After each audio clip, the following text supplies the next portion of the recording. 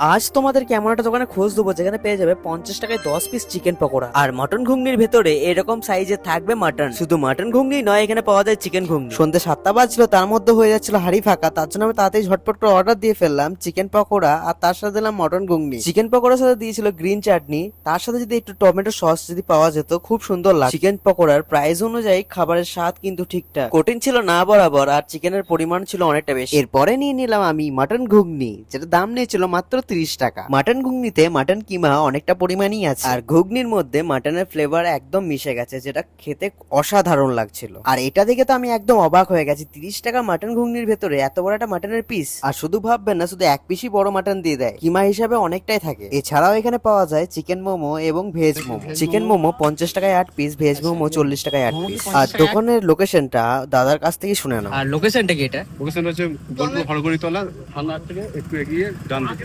ঠিক আছে। ওইদিকে আসা হয় চৌরাস্তা দিয়ে আসা।